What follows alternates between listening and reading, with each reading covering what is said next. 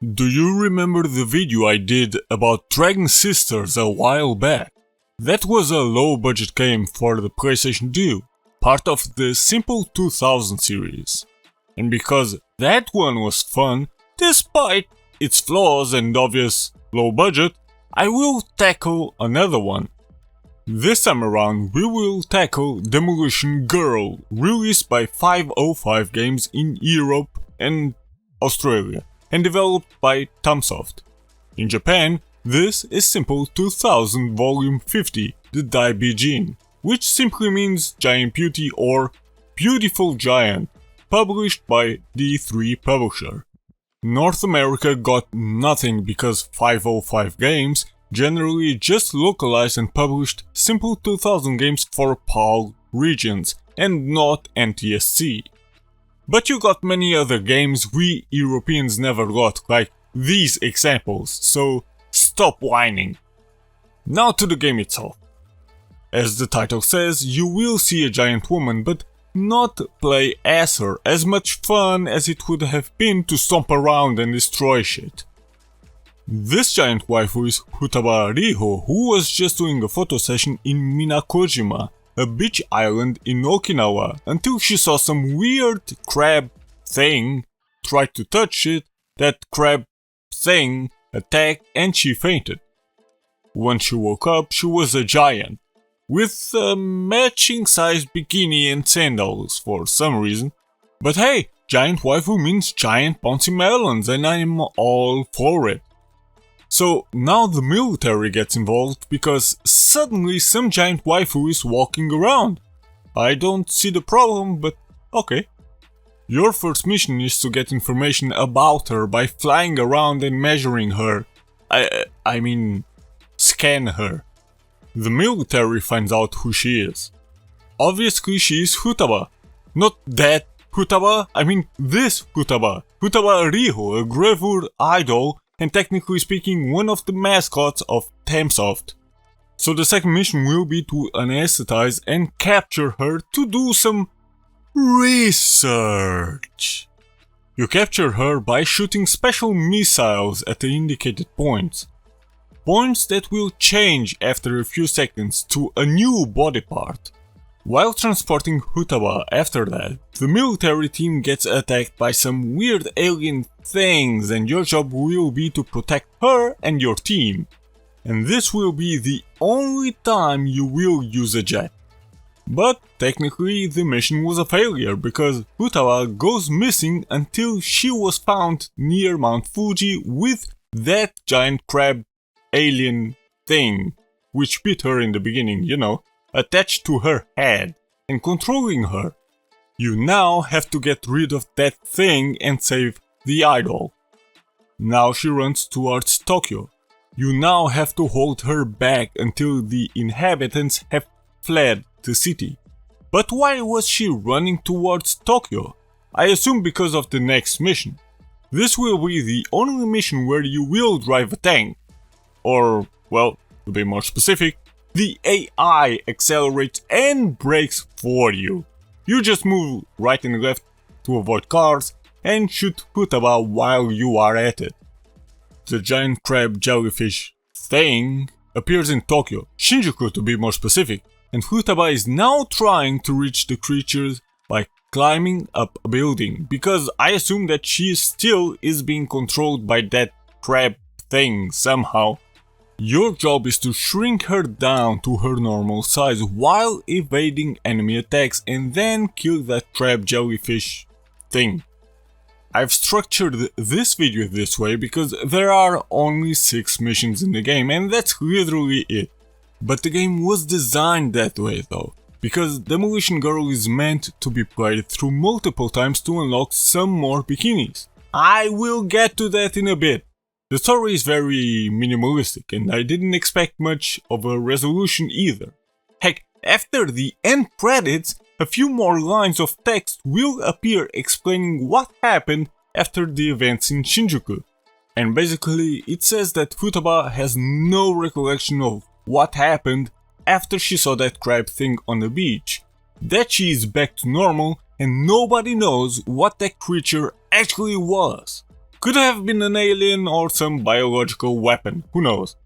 But it's fine, as long as Futaba Riho can be waifu material again in her normal size. So yeah, this kind of story is less interesting and a bit more goofy than Dragon Sisters, but still not too bad for what it is. It's a goofy story that doesn't really need many explanations or details. And if you take the game as is, then you could have a bit of fun. For the PlayStation 2 from 2004 and for a low budget series like Simple 2000, graphically the game looks rather good. Especially Futaba herself looks damn good in either size. As long as her melons bounce, then it's all good. Sure, the environments and backgrounds are very simplistic, but the focus is Futaba herself, that's the point. The destructibility is also a bit on the cheap side, but what did you expect from a low budget title? But since the game makes a lot of references, I might have an idea why the buildings feel like cardboard when Futaba walks through them. However, the frame drop is insane at times. Damn, son! Just look at that! Sound seems a bit recycled from other Simple 2000 games, but they fit quite fine, especially if you don't know the franchise like I do. But weird that the cutscenes, and I use that term loosely, don't have sound at all. No music, no sound effects, absolutely nothing. I thought the game was broken or my PS2 is giving up its life, but no, that's how the game is. So you have a story mode with the 6 missions I've described, and that's the mode you are gonna spend your time playing the most. Before each mission starts, you can choose the skin of your vehicle. Just 1 out of 2. You have a weapon specific for the mission, you have a secondary weapon that you can choose for the most part, either a machine gun or laser, and items that you can choose and use during battle. These items are just there as a distractor to stop Futaba in her tracks, but only the first 2 missions use a variety of items. After that, the number of items will shrink to just 2 or mostly just 1 that you can use up to 3 times. But honestly, most items outside of the ball and the explosive shot are mostly useless anyway. Still, more fun items could have been added, just like more weapons and more skins. Because this customization screen is so bare bones that it becomes almost useless. There is a free mode, which is like the story mode, but you can choose which mission to play at any time. You have your typical options and a quest mode, which essentially gives you tasks to do during the missions to unlock a picture. That's a cheap reward. At least give us multiple pictures of Futaba's idol work in very interesting positions, just like in the last mission. Or in the beginning of the story, these pictures could have been unlockables. So this is a very bare bones game, right? To be fair, it's a simple 2000 game, but even for that it's very bare bones despite its interesting and kind of fun concept. But are there unlockables? Well, yes, as I've mentioned. You will be able to unlock 8 more bikinis for your viewing pleasure, so 9 in total.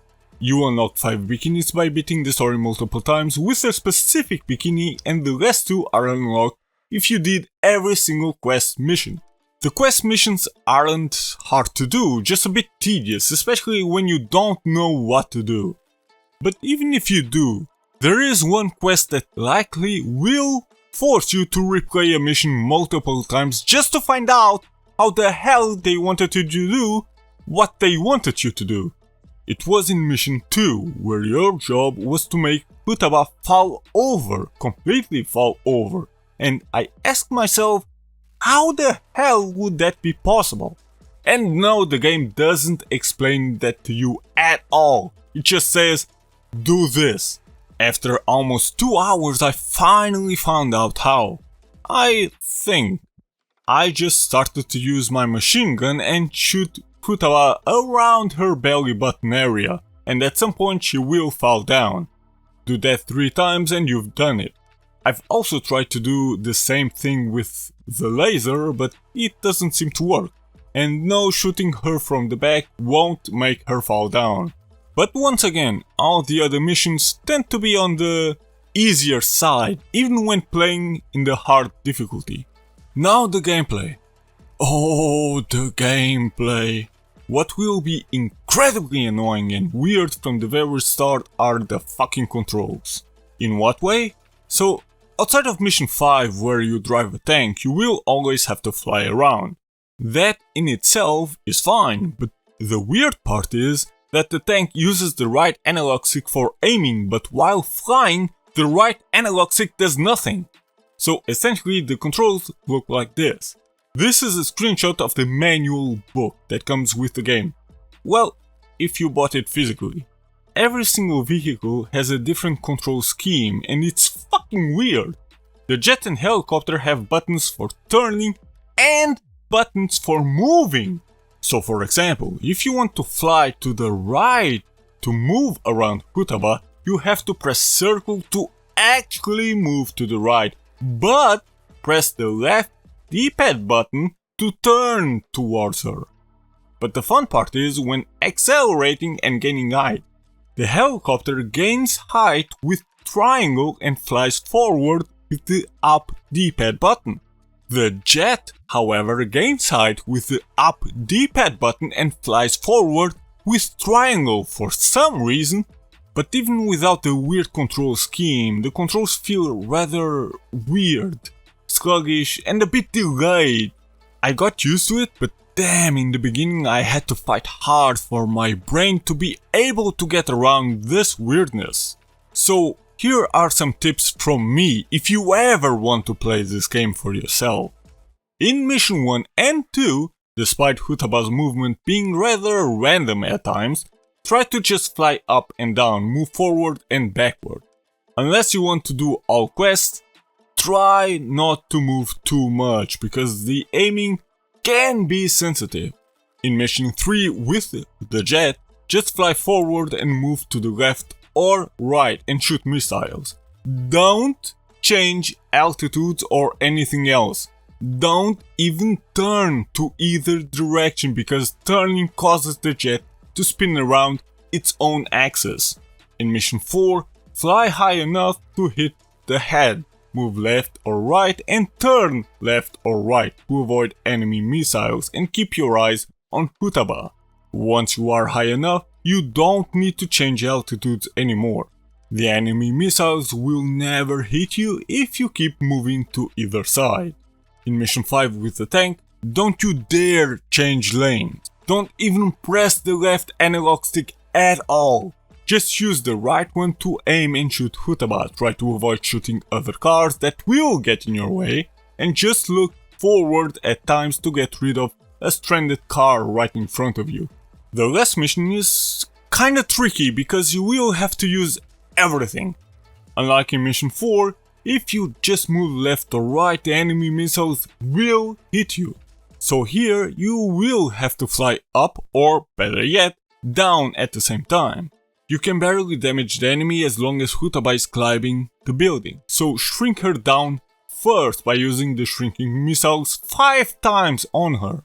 Once that's done, fly up, use your missiles and explosive shots to kill the enemy fast. I didn't expect this video to be this long, but one final thing I noticed were some homage things here and there. And one thing that might be an homage, but might just be a funny coincidence. So, Futaba climbing up a building, that's from King Kong, obviously. The capsules you sometimes throw at her seems like the ones from Dragon Ball. This attack from Futaba in mission 5 resembles a Kamehameha from you-know-who. And the giant woman herself, or rather the idea for this game, was actually inspired by a movie from the 50s. To be more precise, it's a movie from 1958 called Attack of the 50-Feet Woman. Mission 6, with this crab jelly thing on top of the building looking weird, reminded me of one of the worst anime I've ever seen in my fucking life. Skelter plus Heaven. And because I am who I am, I also have the fucking game. So, okay, I think I'm finally done. I've beaten the whole game 100% in a few hours, so it really isn't long. Just pay attention because the game won't give you any indication that you've unlocked a new bikini. What happens is that you have to know how to change to those bikinis. So I will give you a detailed run through since this video unintentionally turned into an FAQ. This is Hauppauge's standard bikini and the one on the cover.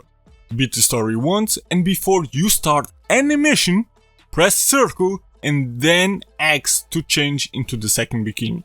Pay attention though, because you will have to do this before each mission in the story and free mode. To unlock the third bikini, you have to use the second bikini in every single mission in the story mode without fail.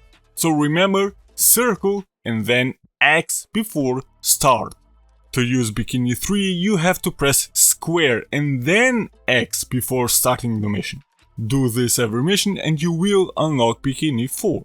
Bikini 5 requires you to use bikini 4, so do this by pressing L1 and then X. Once you've beaten the game one more time with bikini 5 by pressing R1 and X, you unlock bikini 6. To use bikini 6, just press L2 and then X. Do this to unlock bikini 7. Now for the final two bikinis, bikini 8 and bikini 9. For these two you have to do every single quest. To use them, you use R3 and X before every mission, or L3 and X before every mission. And there you go. Now I'm done. I have to admit, like a lot of simple 2000 games, Demolition Girl is a guilty pleasure of mine. It's weird to control and change its controls for no reason between vehicles. The frame rate is often very shockingly low. The sound during the cutscenes doesn't even exist, and many other things. Yeah, ultimately it's a bare bones game, but once you get used to the controls and frame rate, then this is actually a small, fun, goofy game. If you are very forgiving, as I am.